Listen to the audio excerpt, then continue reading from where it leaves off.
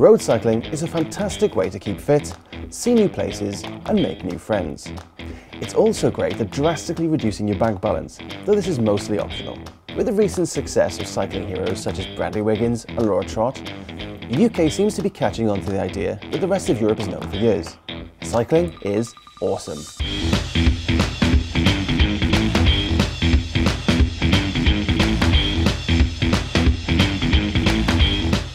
The beauty of road cycling for fitness is that it's a relatively safe, low-impact sport, meaning almost anybody can take part.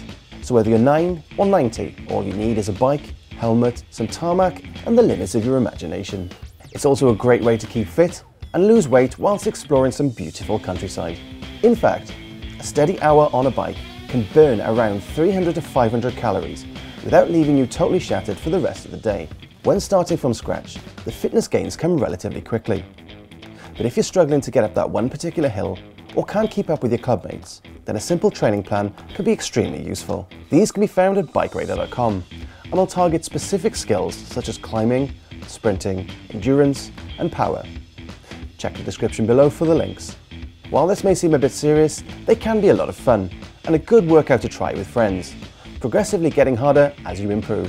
In the words of Tour de France winner Greg LeMond, it never gets easier, you just get faster. Road cycling may seem elitist when you watch a group of lycra-clad roadies fly silently past with an air of studied nonchalance, but they're actually a very warm, welcoming subset of the cycling community. Many riders start out by joining their local cycle club, where experienced members are more than happy to impart their decades of cycle knowledge while leading a slow and relaxed group ride. It's here you'll learn the basics, such as sitting behind a wheel whilst riding in the pack and riding in a pace line, sharing the work on the front of the bunch.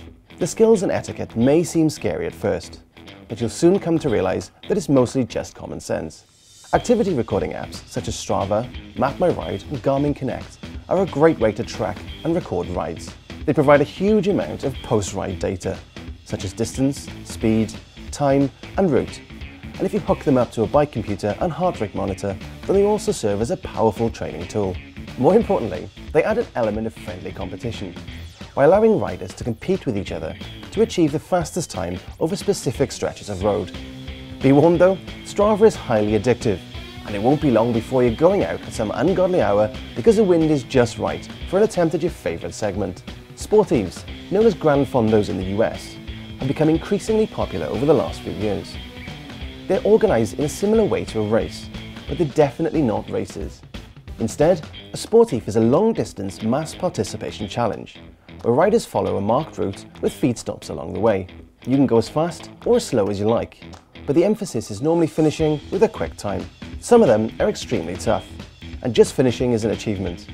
But there's nearly always shorter route options to suit any level of fitness. Most importantly, sportives are a lot of fun and have a great sense of camaraderie, hence their ever-growing popularity.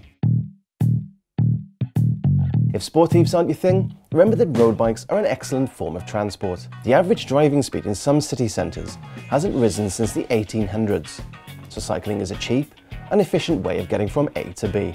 Governments are catching on to this, with dedicated cycling infrastructure such as bike paths, lockups and bike hire springing up all over the world. Urban cycling is far less terrifying than it looks, but it's important to consider safety when cycling in busy areas with high-vis clothing, lights and sturdy tyres. Thankfully, many brands have embraced the growing commuter market and now offer great-fitting, lightweight clothing and equipment options. This means you won't have to go full lycra to avoid suffering the bin bag come furnace clothing choices of old. If you like spending money on bright, shiny new kit, then you'll love road cycling. A decent beginner's bike can be bought for around £400 and will usually be made of aluminium alloy. Whilst these may not be as light or flashy as Chris Froome's Tour de France machine, for a fraction of the price, they do basically the same thing. Carbon road bikes start at around £1,000 and keep going north of 10,000. Carbon frames are usually lighter and stiffer, thus creating a more efficient ride. But as the saying goes, a good workman never blames their tools, and the real-world difference between superbike and budget bike is far less than you think. It's best to buy your first road bike from a bricks and mortar shop, where knowledgeable staff will be able to assist you with bike selection, sizing and setup. Pedals can be an important consideration, and whilst the clip-in style may seem scary, we'd highly recommend giving them a try, due to the greater efficiency obtained. If you live in the UK, you may also be able to take advantage of HMRC's Cycle to Work scheme, which offers most taxpayers access to a hefty 30 to 40% saving on a new bike and accessories. So there you have it. Road cycling is great fun, accessible, and can get you to exciting places unknown. All you need to do is sell your car, buy a shiny new bike, and away you go.